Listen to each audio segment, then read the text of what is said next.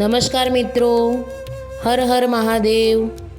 આજે આપણે જાણીશું કે સોમવારના દિવસે ભગવાન શંકરને પ્રસન્ન કરવા માટે શિવલિંગ ઉપર કઈ કઈ વસ્તુઓથી અભિષેક કરવો જોઈએ અને કઈ કઈ વસ્તુઓનો અભિષેક ટાળવો જોઈએ।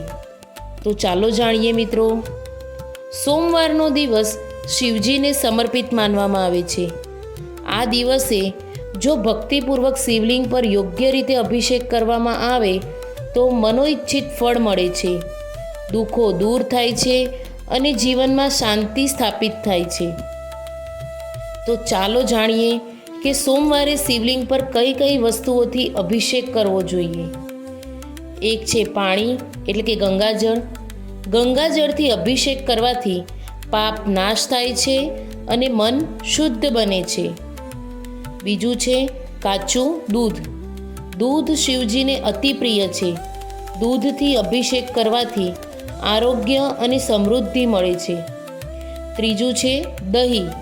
દહીંથી અભિષેક કરવાથી મનની શાંતિ મળે છે અને કુટુંબમાં પ્રેમ વધે છે। ચોથું છે મધ।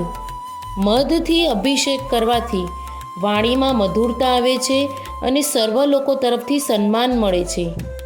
પાંચમું છે ઘી। ઘીનો અભિષેક કરવાથી આયુષ્ય અને તેજ વધે છે। છઠ્ઠું છે બેલપત્ર। બેલપત્ર ભગવાન શિવને અત્યંત પ્રિય છે। તેનાથી ચિત્ત શુદ્ધ થાય છે અને ઈચ્છા પૂર્ણ થાય છે। સાતમું છે સફેદ ચંદન। શિવલિંગ ઉપર સફેદ ચંદન લગાવવાથી મનમાં શાંતિ અને શીતળતા આવે છે। તો ચાલો મિત્રો જાણીએ શિવલિંગ ઉપર કઈ કઈ વસ્તુઓ ચડાવવી ન જોઈએ।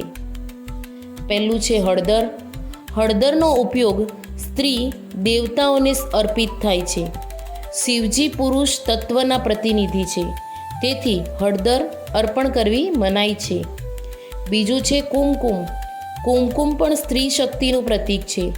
શિવલિંગ ઉપર કુમકુમ ચડાવવું યોગ્ય નથી। ત્રીજું છે તુલસી પત્ર।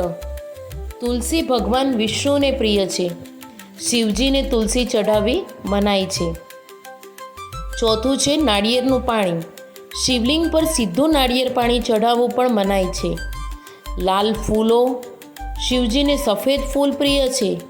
લાલ ફૂલ રજોગુણી માનવામાં આવે છે, તેથી તેનો ઉપયોગ ટાળવો જોઈએ। તો મિત્રો, જો સોમવારના દિવસે આપણે આ નિયમોનું પાલન કરીને ભક્તિપૂર્વક અભિષેક કરીએ તો મહાદેવ પ્રસન્ન થાય છે અને આપણા જીવનમાંથી તમામ દુઃખો દૂર કરે છે। ભક્તિમાં શ્રદ્ધા અને શુદ્ધતા સૌથી મહત્ત્વની છે। જો તમને આ વિડીયો પસંદ આવ્યો હોય તો લાઈક કરો અને ચેનલને સબસ્ક્રાઈબ કરવાનું ભૂલતા નહીં।